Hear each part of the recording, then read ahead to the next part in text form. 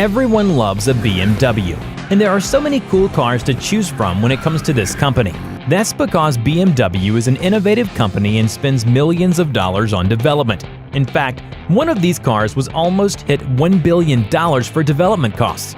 There might even be a Beemer here that you've never heard of. So fasten your seatbelts and check out these 10 most amazing BMWs. Ital Design is a company that dedicates itself to the design and development of new vehicles. The company has specialized in creating a wide variety of concept and production cars since the firm's founding in 1968. One of those cars was the 1993 BMW Nazca C2, which had evolved from the 1991 Nazca M12. The car was very aerodynamic, and the body was made completely from carbon fiber and also used the material for the space frame. Because of this, the car weighed only 2,425 pounds, 1,100 kilograms. The Nazca C2 Spider has a 5.7-liter V12 engine and generated 380 horsepower, and a 6-speed transmission was used to handle the power over the weaker 5-speed. The car has a top speed of 193 miles per hour, 311 kilometers per hour. If the car might seem familiar to some of you, that's because it was featured in the 1997 racing video game Need for Speed 2 SE, and was also featured in Need for Speed 3 Hot Pursuit. Sadly, the Nazca project never made it beyond the prototype phase, and only 3 of these prototypes exist. The last appearance of a C2 was at the 2002 Supercar Rally. The Alpina B10 Bi-Turbo is another BMW car that was taken and given some upgrades by the German automobile manufacturer Alpina. The car was based on the 535i and was the fastest production sedan in the world at the time it was introduced. From 1989 until 1994, only 507 of these cars were made. Developed at a cost of $3.2 million, the first car was unveiled at the Geneva Motor Show in March 1989. The engine in the car was completely disassembled, and forged Mahle pistols replaced the cast slugs to handle the output pressure that the 2 Garrett T25 water-cooled turbochargers that were installed under the hood. A Bosch variable control handled the boost, and some additional modifications raised the horsepower of the stock engine from 208 horses to 355 horsepower and 384 foot-pounds of torque.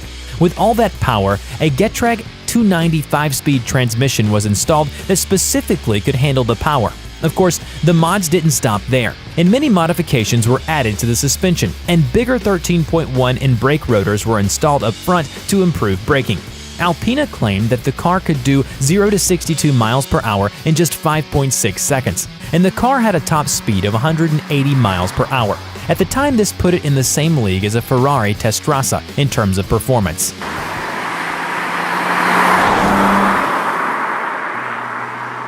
Some guys named Lange, Fischer, and Weisbarth were very senior and influential people at BMW during the mid-70s and up through the early 90s. Lange was responsible for powertrain developments, Fischer was involved with all obscure development projects, and Weisbarth was most famously involved with the E31 8 Series Coupe and E32 7 Series. It was Lange that came up with the M70 5.0-liter V12 engine that was used in the 750i and the 750iL.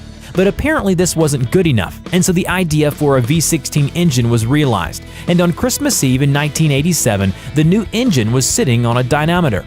It cranked out 408 brake horsepower at 5,200 RPM and 461 foot-pounds of torque at 3,900 RPM, which was more than 100 horses and 100 foot-pounds more torque than the 5.0-liter V12.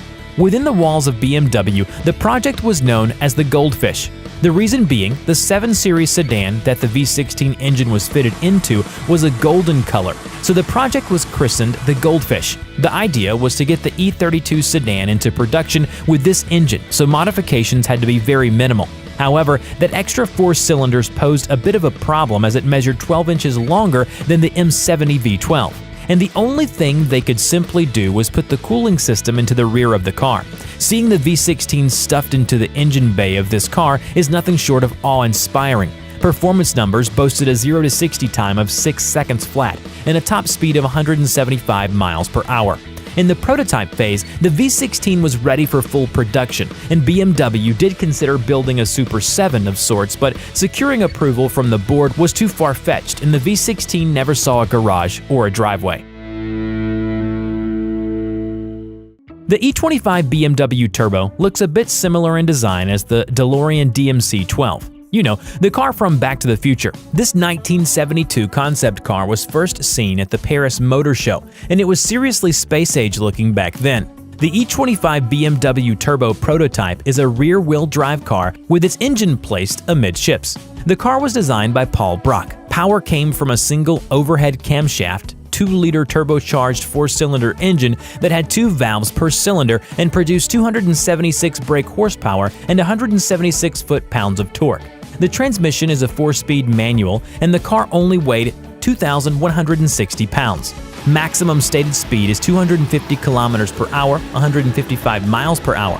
While it ultimately inspired the legendary M1 of 1978, the 1972 Turbo also clearly influenced the Z1 and 8 series, the latter of which remained in production until 1999. The car's arresting looks and advanced technologies might have been absorbed by later BMWs, but that doesn't mean the revolutionary Turbo has been forgotten. It's widely considered to be one of the company's landmark cars, and the traces of it found in the DNA of modern BMWs prove its authority.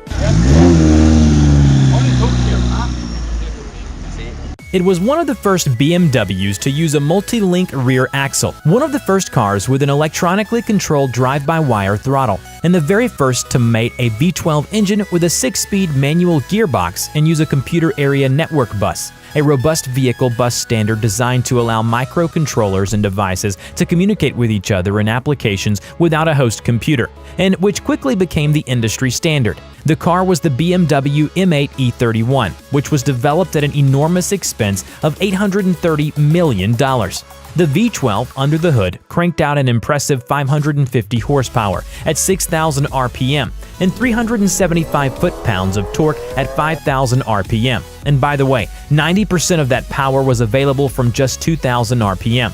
That's quite an engine. And this was a time when a Porsche 928 GT managed 325 horsepower. The most potent Chevrolet Corvette had 380 horses, and even the mighty Ferrari F40 had just 470 horsepower compared. But with all that engine, the car was heavy at 3,946 pounds, 1,790 kilograms, and it had to go on a diet. The first things removed were the heavy back seat and front electric-operated leather seats, and in went lightweight shill racing buckets, and the pop-up headlights also found their way in the bin.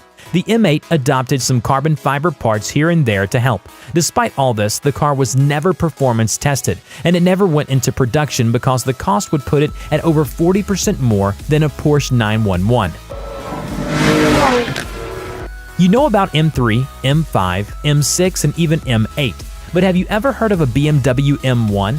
This car was one of the most famous sports cars of the 1970s and helped shape the BMW M series like no other. It had a powerful inline 6-cylinder engine and became a major player in the automotive world when it debuted in 1978. It can even be said that it exceeded all expectations and became an automotive legend. The shape of the BMW M1 goes back to the 1972 study of the BMW Turbo design by Paul Brock, which we talked about earlier and was created by renowned vehicle designer Giorgio Giugiaro of iTown Design. The car basically had a low-profile Italian design, and the dynamic body cemented its place in automotive history with a height of only 1.14 meters, which allowed it to achieve a low center of gravity and handle maximum cornering speeds. The inline 6-cylinder produced 280 horsepower and had 4 valves per cylinder that worked together with mechanical injection. Stuff that was far ahead of its time. Combine that with its empty weight of 2,866 pounds, 1,300 kilograms, and you had an awesome power-to-weight ratio.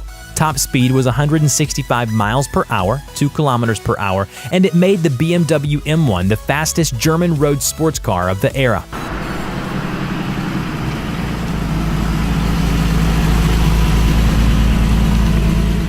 This car is also known as the Gina Light Visionary model and is almost the strangest thing you have heard of. It is a fabric-skinned, shape-shifting sports car. The acronym GINA stands for Geometry and Functions in Adaptations. Well, okay, someone at BMW is really reaching there, but back to the outside skin of the car. It's an elastic, water-resistant, translucent, man-made fabric skin. It's basically polyurethane-coated spandex, And get this, the body of the car changes its shape according to exterior conditions and speeds. You can be driving down the road and even change the shape of the car at will. The way it works is that the fabric is stretched over a frame that has some moving parts. Shapes are formed beneath the skin by an aluminum wire structure. At points where flexibility is needed, flexible carbon struts are used. This incredibly strange car has just 4 panels, with the rest being flexible. And while the skin appears seamless, if you are moving down the freeway at high speed, it can grow out its rear spoiler for stability at high speed. You might have seen one of these incredible funny-looking cars in some old foreign film. The BMW Isetta was actually born in Italy, not Germany, and its design was simply to offer an inexpensive means of transport that had good fuel economy. Created by ISO, which subsequently became famous afterward for its elegant sports cars in the 1960s, the original Isetta had 3 wheels and a single-cylinder motorcycle engine from the ISO Moto 200. Its quirky styling, low price, and great city maneuverability caught the eye of BMW, who bought the project along with its tooling and made its own version, keeping the name. Using a BMW motorcycle engine this time, the BMW Isetta spawned 2 more variants and became a resounding success for the car maker, with over 150,000 units being sold between 1955 and 1962. Part of its success was also thanks to the Suez energy crisis, but no one can argue with the cuteness of its bubble car design as also being a very good reason. This vehicle is a bit weird in that it almost looks like the cross between an SUV and a car. But hey, who cares when there is 700 horsepower V12 engine under the hood? That's right, 700 horses. In fact, the engine was only put in 3 other cars: the McLaren F1, the BMW V12 LMR, and this X5 machine. So how did this happen? Back when the X5 came out in 2000, BMW wasn't really sure how people would accept a luxury SUV from a performance car brand like BMW. So they decided to create this V12-powered X5, dubbed the X5 Le Mans, to show what the car was theoretically capable of. Out came the SUV's 4.4-liter V8, and in went the F1 6.0-liter V12, which made 700 horsepower and 531 foot-pounds of torque. So how's the performance? How does 0 to 60 miles per hour in 4.7 seconds sound? That will keep you grinning all the way to its top speed of 173 miles per hour, 278 kilometers per hour. Sure, a Cayenne Turbo and Grand Cherokee SRT8 could give it a run for its money, but this is when it was released in 1998, where the closest thing to performance was a Grand Cherokee with 245 horsepower.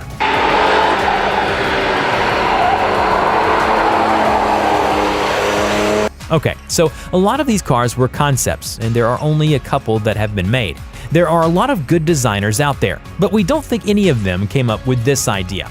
A 4-year-old kid came up with an idea of what he wanted his BMW to look like, and boy, it's a doozy. If you wanted to push something to the extreme, then this BMW would be it. This 4-year-old kid pointed out some serious specifications for his car. It had 42 wheels, of course, and the drivetrain is powered by not 1, not 2, but 19 Porsche engines, with each one providing 459 horses. Somewhere, and Porsche engineer is spinning in his grave. Well, you need all that for those 42 wheels. For some strange reason, the concept car has 3 steering wheels, and we hope whoever is driving it is an octopus, or 3 highly skilled drivers turning the wheels the right way. All jokes aside, it's a really cute thing for a child to come up with. And hey, who knows, maybe he'll grow up one day and become a famous BMW designer.